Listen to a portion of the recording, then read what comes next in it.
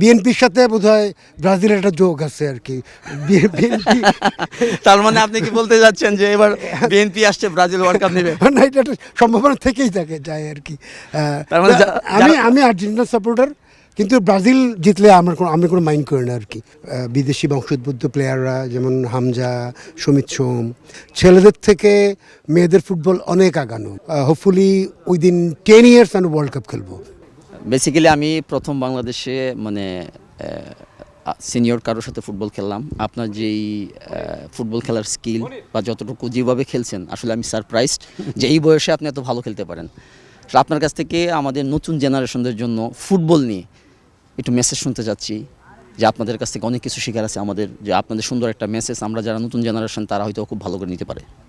না, আমাদের whole nation ছোটোবেলা থেকেই আমরা জানি যে খুবই ফুটবল পাগল নেশন ছিল, এবং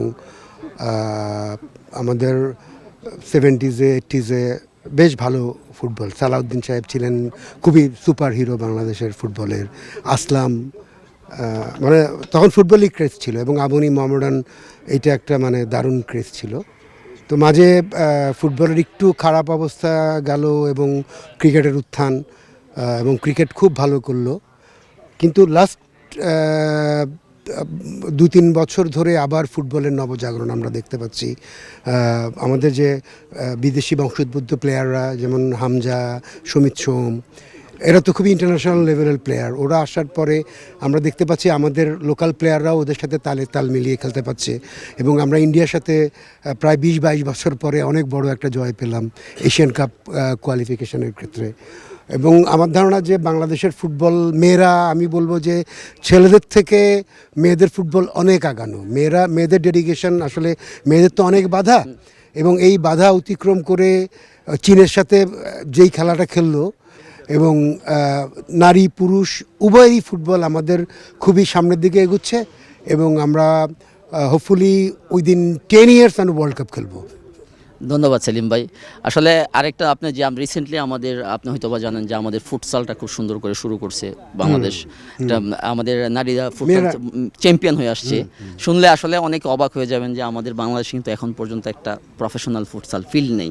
আমাদের ফিল্ড না থাকা সত্ত্বেও আমরা মেয়েরা যে স্কিল দেখাইছি, তো আপনি কি মনে করেন না যে আমাদের নেক্সট জেনারেশনদের জন্য আমাদের উচিত যে যার যার পার্ট থেকে কিভাবে আমরা ফুটবলটা একটা ইকোসিস্টেমে ডেভেলপ করতে পারি?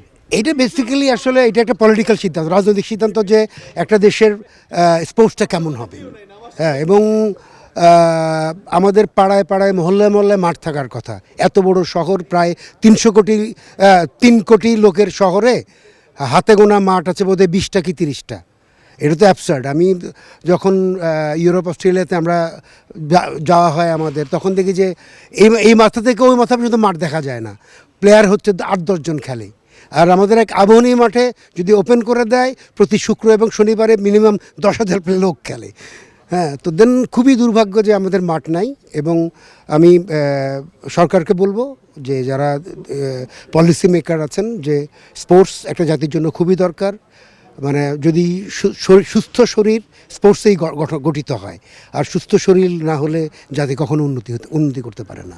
ভাই, আপনি কোন দলে সাপোর্ট করেন? আমি আর্জেন্টিনা সাপোর্টার, এবং সবসময় আমরা বেসিক্যালি ম্যারাডোনা যখন খেলে তখন আমরা ওই জেনারেশন। আসলে ম্যারাডোনার খেলা, যে হ্যান্ড অফ গোল আমরা দেখছি আর কি, একদমই লাইভ টিভিতে। হ্যাঁ, তো এর পরবর্তীতে ওর ধারাবাহিকতায় মেসি, আবার ব্রাজিলেও অনেক বড় বড় প্লেয়ার ওই সময় ছিল, মনে আছে আমাদের কাকা, তারপরে সক্রেটিস, জিকো, ডুঙ্গা, ওই সময়ের আর কি। এই সময় তো নেইমার টেইমার, ওরা তো অনেক বড় প্লেয়ার, অনেক ভালো প্লেয়ার।